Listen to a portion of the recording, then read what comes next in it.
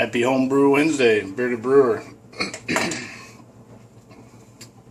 Coffee. As you can tell, I've been working. Not there today, not yet. Will be. How's everybody doing this morning? Hopefully you're doing pretty well. It's early on a HomeBrew Wednesday.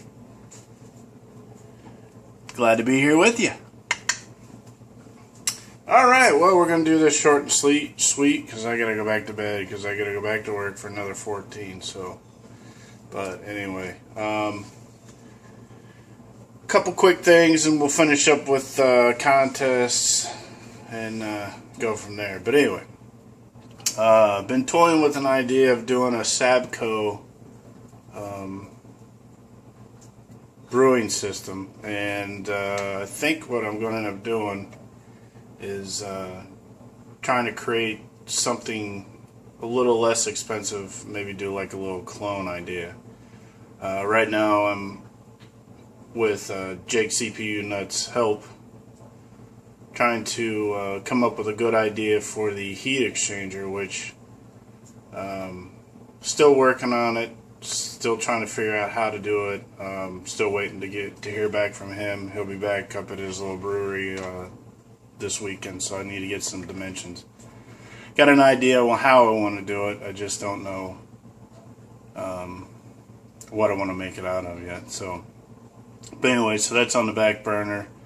Basically, it's just an element inside of a tube with an in and an out, with the thermocouple on the, I believe it's the discharge side of the mash tun to regulate the temperature going in. So obviously that'll have to be controlled by a temperature controller. I think you can get those pretty cheap. So anyway, so that's one idea. Next idea is I was watching a video, and I'm not sure who it was. I think it was a random video, but maybe guys, if you have any comments on if it would work, if it wouldn't work. But here's the idea. They make those commercial 2-door or 1-door or 3-door display refrigerators. And what I was thinking was buying one that was a 2-door that was approximately 36 to 48 square feet, 2-slider, has its own, obviously its own refrigeration unit. And the temperature range don't really matter to me, because if we have keezers or kegerators, we all have chest freezers, so it can be controlled by a Johnson controller. But my idea is to get one of those, or maybe two of them, depending on how the one works. And the way that this guy had it set up is he had his kegs with his manifold inside of it, stored all of his beer on the top, the top shelves and stuff, and then on the side of it, being the fact that the refrigeration comes from the top and not from the sides, he actually had his shanks and his faucets on the outside into a drip pan, which I thought was a pretty cool idea. It's not as appeasing or pleasing or whatever you want to call it. It's not eye candy, but really on something like that, it doesn't really matter. I'm just looking as, you're always bending down to either put a carboy or to put your 5-gallon corny kegs down. Why not just open it and just place it? I mean, I am getting a little bit older, but yeah. So that was an idea. I'm still looking into that. There's a company in Texas that has some pretty good deals. And they do free shipping, so it normally ships in 24 hours. I can't remember.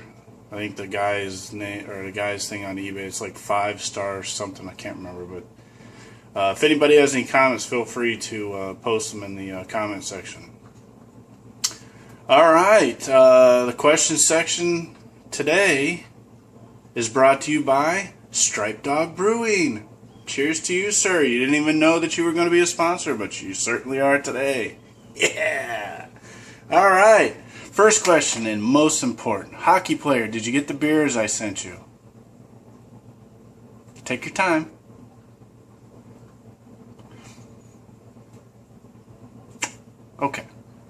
Next question is, and I know I've been going back and forth with BH Brewing on this, and I'm sure some of the other guys can help me out, but I'm still confused as all hell with this water chemistry. BH has been talking about that he styles his water after Burton-on-Trent. Now, I've been looking at the levels on Burton-on-Trent, and they are significantly higher than my water levels from Ward Labs. So my question is, if you have your level, say for instance, say like my magnesium is 4, and I'm not sure if this is correct, but just bear with me on this one. But let's just say my magnesium is 4. Now Burton-on-Trent, their water chemistry says that their magnesium is 278. Is that even possible? I guess the secondary question would be is how much do you know is too much? And if there is a level, can you exceed it? So if Burton-on-Trent magnesium is 278, what is that, part per million? And I only have 4, can I add 274 parts per million to get to their level? If anybody has an answer, please feel free to comment down below, because I'm telling you right now, I understand the importance of the water chemistry on hoppy beers, IPAs. I love IPAs. It's basically really all I brew. But I need some help here, fellas and gals, and whatever, you associate. I have no idea. Okay, next section. We're adding a new section here today, kids.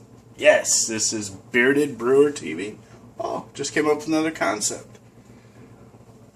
Miscellaneous section. Brought to you by Benjamin Jensen. For the friend that everybody wishes they had.